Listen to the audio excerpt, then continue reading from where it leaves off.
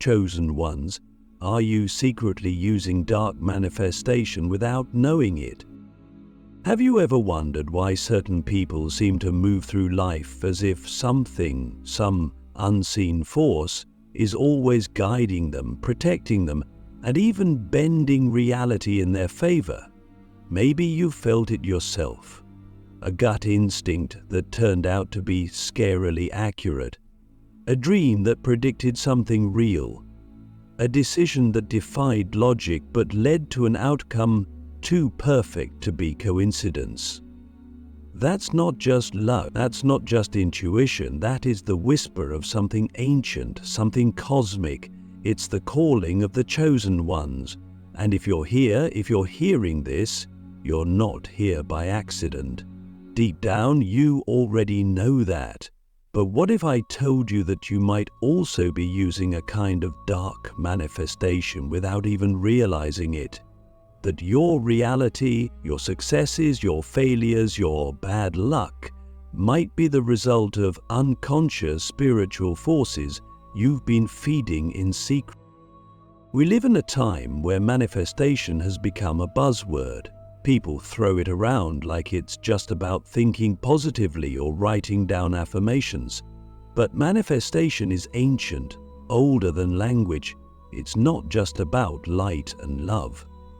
There are two currents to manifestation, one rooted in alignment, purity, and divine clarity, the other rooted in shadow, ego, control, and the manipulation of energy for personal gain, often at a cost you can't see until it's too late. What's terrifying is that most people, even the most spiritual among us, are unknowingly tapping into the latter. Click subscribe to this channel to get more profound spiritual lesson. Let's go deeper. You see, the universe doesn't speak English. It doesn't speak in affirmations or vision boards. It speaks in vibration, frequency, feeling, and your dominant vibration is not what you say, it's what you are, it's what you fear, it's what you obsess over when no one is watching. That's what the universe responds to. You may be asking for love, but if you vibrate with desperation, the universe hears, "I am unloved," and sends you more of that. You may be visualizing abundance, but if your root emotion is fear of lack, you're actually manifesting scarcity. That's dark manifestation, not because it's evil, but because it's unconscious. It's shadow-driven. It's the part of you that is trying to control reality from fear instead of co-creating it from trust. So many chosen ones, people who are spiritually encoded with a mission, fall into this trap. You were born with a higher calling. You feel it. You've always felt different, misunderstood, like you didn't belong here, like something in this world was off. That's not your imagination. That's your soul remembering. And because of that, there's an immense energy around you, a magnetic field of potential, but that energy is neutral. It flows where you point it.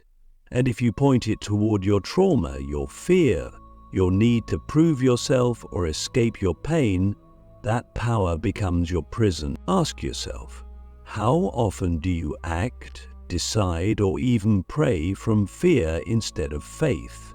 How often do you try to manifest something just to silence the anxiety in your chest? That's not alignment, that's survival, and survival is rooted in the ego, not the soul. The ego says, "I must create this outcome to be safe." The soul says, "I am safe, so I will create from love." Which one have you been listening to? Here's where it gets even deeper. Most people don't realize that manifestation is not just about attracting things. It's about becoming a frequency, and frequency is shaped by your story. The narrative you keep replaying in your mind is the spell you're casting over your reality. If you keep telling yourself, "I'm not good enough," I'm always alone. Nothing ever works out for me. Those aren't just thoughts, those are incantations. You're casting dark spells on yourself using the most powerful tool in the universe, your mind, against your own light. Now, let's talk about energy leaks. You can't manifest powerfully if your energy is constantly leaking into fear loops, toxic relationships, or addictions. Yes, even emotional addiction, to drama, to struggle, to being the victim. Every time you replay your pain for sympathy or identity, you're feeding the shadow frequency. And here's the brutal truth. The universe doesn't reward victim consciousness, responds to creators. It responds to those who take responsibility for their energy, their story, and their vibration. And yet, we're not taught this. We're taught to think positive while burying the very emotions that shape our vibration. We're taught to pretend we're okay instead of sitting with our shame, our anger, our grief. But here's the paradox. The only way out of the dark is through it. You cannot bypass your shadow and expect to manifest miracles.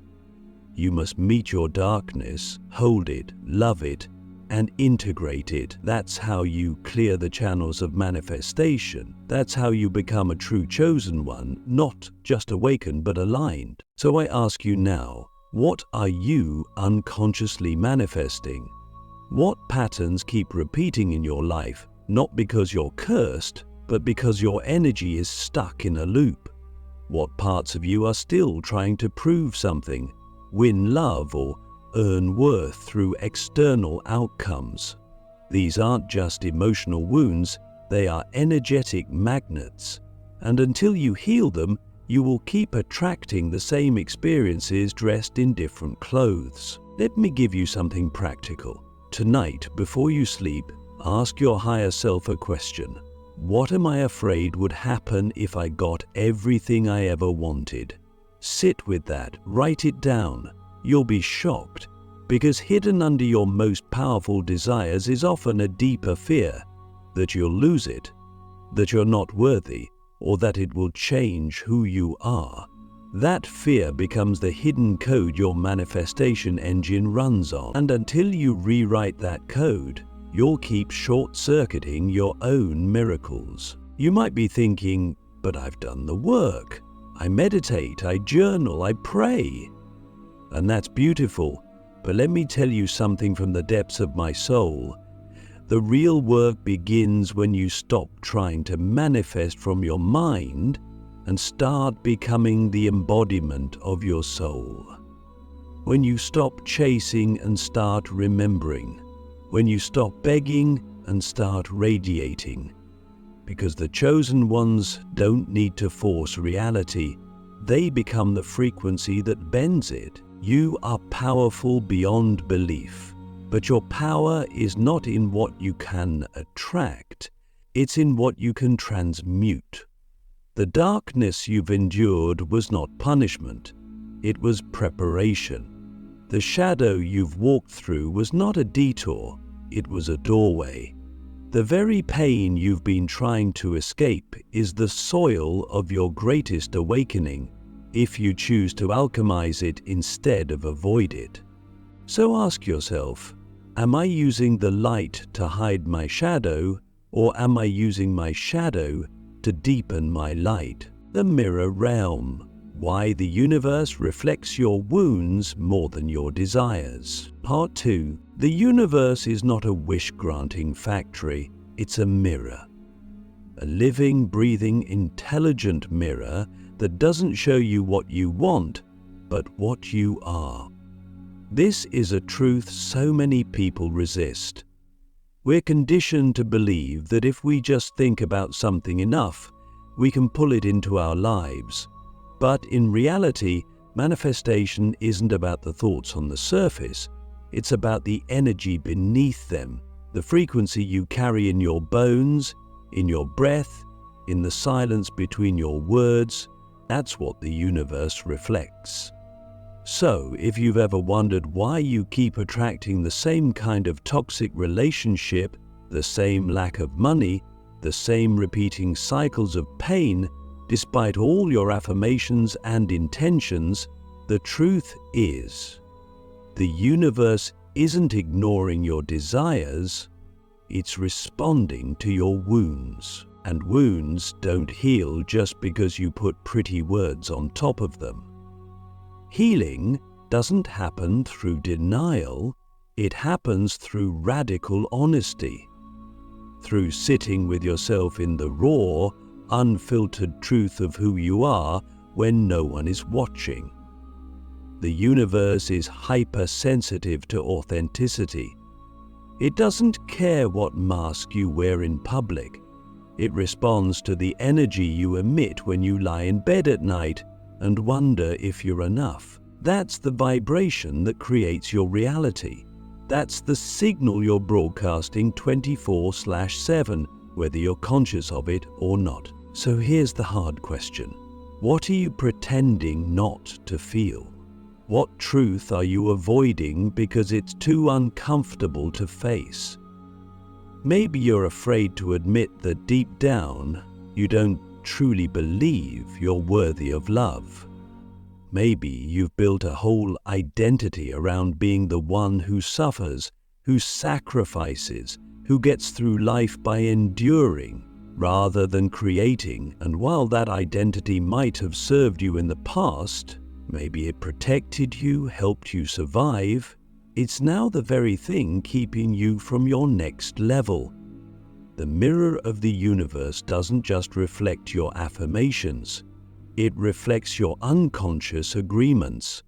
Agreements like, I must struggle to succeed, or I'm always the one who gets hurt, or nothing good lasts. These are energetic contracts you've signed without realizing it, and the universe fulfills them with perfect precision. But here's the good news. Just as you unconsciously wrote those contracts, you can consciously rewrite them. You can choose to become someone new, not by pretending, but by becoming aware. By choosing to feel the pain you've suppressed, not to drown in it, but to liberate it. Because your suppressed pain is not just sitting quietly inside you, it's creating, it's manifesting, it's shaping your relationships, your finances, your health, your sense of purpose. Every unhealed wound becomes a lens through which you perceive reality, and the universe, being the ultimate mirror, reflects back that perception. So how do we shift? How do we stop manifesting from our wounds and start manifesting from our truth?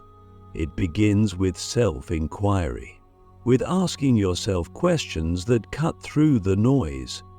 Try this one. What am I secretly getting out of staying stuck? That might sound harsh, but every pattern persists because on some level it serves us. Maybe staying broke keeps you close to your identity as someone who's humble or spiritual. Maybe staying in a toxic relationship gives you a sense of familiarity that feels safer than the unknown. Your ego doesn't care if you're happy, it only cares if you're safe. So it will keep you in pain if that's what feels predictable. But your soul came here to evolve. And evolution begins with awareness. When you start seeing your life as a mirror, everything changes. You stop blaming. You stop waiting for outside circumstances to change. You realize that the outer world is just clay molded by the inner world. And if you want a new sculpture, you have to change the hands shaping it. You have to become the artist, not the victim.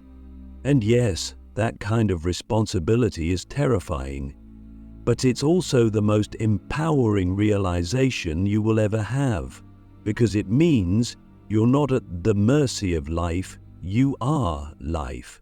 You are the cause, not the effect. Now, I want you to sit with this question. not just intellectually, but with your whole being. What would my life look like if I truly believed I was worthy of everything I desire? Picture it, feel it, not from a place of fantasy, but from a place of alignment. If you can't even imagine that life, that's where your work begins, not in forcing things to happen, but in expanding your capacity to receive. Because the universe is always giving. The question is, are you open enough to receive what's already yours? The secret cost of control. Why letting go is the key to unlimited power. In the 3-part series, control is the illusion we cling to when we've forgotten who we really are. It gives us the false sense of safety, the comfort of predictability, the feeling that if we just plan hard enough, push hard enough, think hard enough, we can bend reality to our will. But here's the paradox. The more you try to control, the more you cut yourself off from the very energy that would deliver everything you've ever wanted. This control is rooted in fear. It's a subtle declaration to the universe, I don't trust you. And the universe, being the mirror it is, will respond in kind, sending experiences that reflect that lack of trust back to you over and over again. Letting go sounds romantic in theory, but in practice it feels like death to the ego. Because to let go is to surrender the illusion that you are the sole author of your life. It's to admit that you don't know the exact path, but you trust what's guiding you. It's to release the need to understand every step and instead move with faith, clarity, and presence. Most people don't manifest what they desire not because they're trying to control how it shows up. They pray for abundance and then reject unexpected opportunities because they don't look like what they imagined. They ask for love and then sabotage it because it doesn't unfold the way their past taught them it should. But real manifestation is not about micromanaging the universe. It's about aligning your energy and letting go of the outcome. Think about this. Have you ever tried to hold water in the palm of your hand? The tighter you grip, the faster it slips through your fingers. That's what control does. It chokes the flow of energy, it narrows your field of possibility, and worst of all, it tells your nervous system to stay in a state of hypervigilance, always scanning for danger, always preparing for the worst. That's not manifestation. That's survival, and survival is a low-frequency state. You can't create miracles from a place of tension. You can't receive from clenched fists. You have to open, you have to relax into trust, even when trust feels like madness. This is why so many chosen ones struggle. You've been through so much, you've had to survive things others can't even imagine, and because of that, you've learned to control as a form of self-protection. You've built walls, routines, identities around your pain because you believed that if you could just control enough, you wouldn't have to feel that pain again. But control isn't healing, it's confinement, and the soul cannot expand in confinement. The irony is, the power you've been chasing through control is the very power that reveals itself only when you surrender. So what does surrender look like in real life? It looks like moving forward even when you don't have all the answers. It looks like acting on a nudge from your intuition even when your mind screams that it makes no sense. It looks like choosing peace over proving a point.